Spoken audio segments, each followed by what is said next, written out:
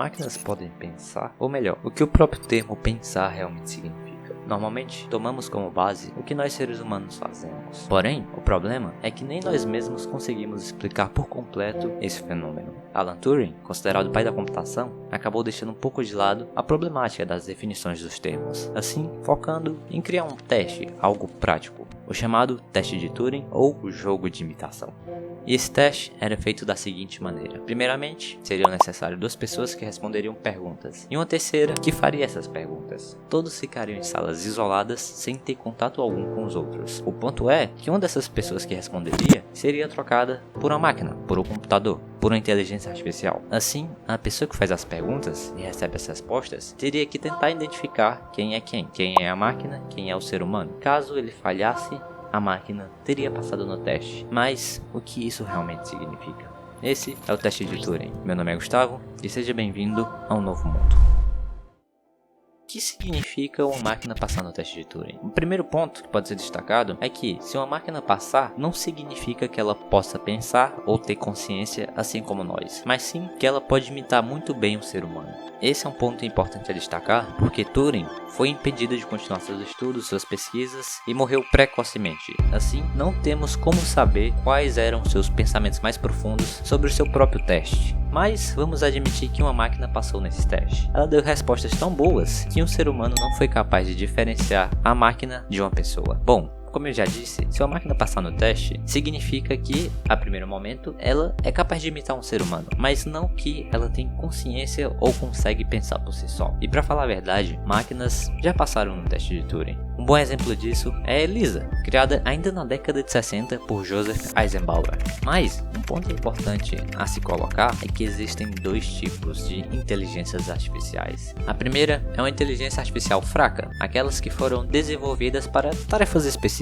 Todas as inteligências artificiais que nós temos hoje são dessa categoria, e elas funcionam por categorização. Por exemplo, se você dá uma imagem a ela, ela vai analisar e, de acordo com o banco de dados que ela tem, categorizar aquilo. E com base nesse funcionamento, seria possível burlar o teste de Turing. Isso porque poderíamos criar uma máquina que tem como intuito justamente se parecer com um ser humano. E se essa inteligência parece com um ser humano a um ponto de ser indistinguível, então sim, ela consegue passar no teste de Turing facilmente, como já foi feito por várias e várias inteligências artificiais. Mas existe um segundo tipo de inteligência artificial, a chamada forte, um tipo capaz de aprender tudo, não se limitando a uma área específica, além de que ela é capaz de produzir conhecimento, algo que as inteligências artificiais fracas não podem fazer. A grande diferença entre pensamento e aprendizado é que o pensamento está justamente na abstração do aprendizado. Enquanto o aprendizado é apenas uma coleta de dados, mas sem uma abstração, sem a criação de algo novo a partir deles, o pensamento é justamente isso novo, essa ideia nova que foi criada a partir de ideias velhas. Dito isso, o que poderíamos concluir se uma inteligência artificial forte conseguisse passar no teste de Turing? O primeiro ponto a se ressaltar é que seria muito mais difícil dizer se ela é consciente ou não em relação à inteligência artificial fraca, porque a fraca foi programada justamente para ser parecido com um ser humano, num caso hipotético, enquanto a forte, ela é capaz de aprender qualquer coisa, não se limita a um assunto específico. Mas eu preciso dizer que existem críticos que não acreditam que máquinas possam vir a desenvolver uma consciência.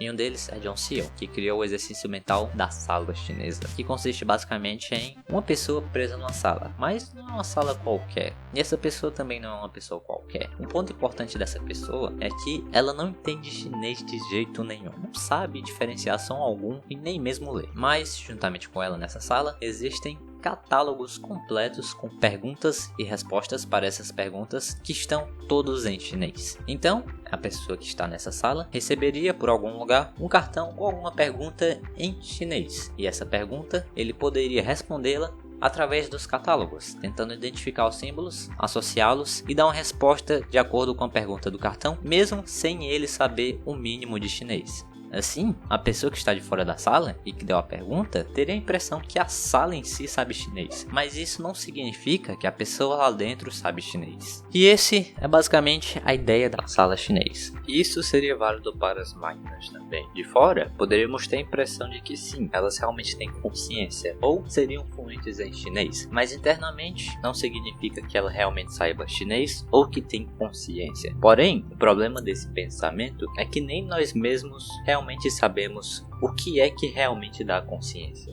Outro conceito importante é o da caixa preta. Não dos aviões, que aliás são laranjas, mas sim outra caixa preta. Essa caixa se refere ao processamento de alguma atividade. Deixa eu te dar um exemplo para poder ficar mais fácil o entendimento. Os computadores trabalham da seguinte maneira: você dá uma entrada, um dado, ele vai passar por um algoritmo, por um sistema fechado e vai te dar o resultado, como por exemplo, você vai digitar o A no seu teclado e sabe que vai ver na tela a letra A. Assim como se você apertar o B, o C, o D ou qualquer outra tecla. Você não faz a menor ideia de como aquilo funciona, mas sabe como a entrada altera a saída. Você entende a correlação das entradas e das saídas, mas não sabe como ocorre o processamento. A caixa preta seria justamente isso de você entender a entrada e a saída, mas não saber como ocorre o processo. E agora eu te pergunto, se tivéssemos duas caixas pretas, não fazemos ideia do que temos dentro dela. Não podemos abrir nem mesmo investigar. Se oferecermos a mesma entrada às duas e as duas obtiverem os mesmos resultados, seriam elas idênticas, mesmo que dentro da caixa tivesse um processamento totalmente diferente? Essa pergunta poderíamos adaptá-las a seres humanos e máquinas.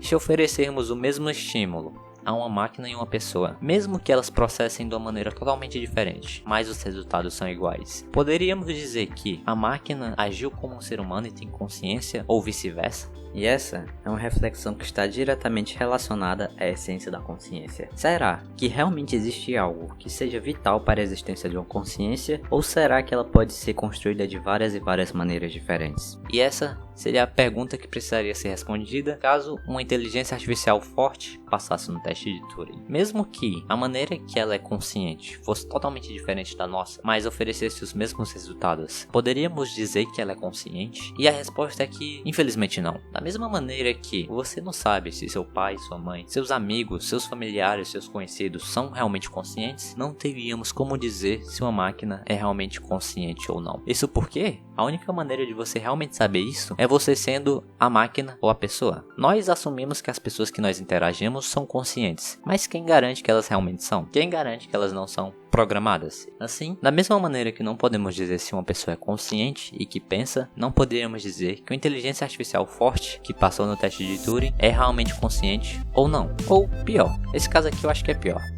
Imagine que nós criamos uma inteligência artificial forte e que iremos testá-lo no teste de Turing. Nunca teríamos como saber se de propósito, conscientemente, ela decidiu reprovar no teste. E eu poderia terminar esse vídeo dizendo que você só pode ter uma única certeza acerca da consciência, que é que você é o senhor dos seus próprios pensamentos e que é consciente de si. Mas será que isso é realmente verdade?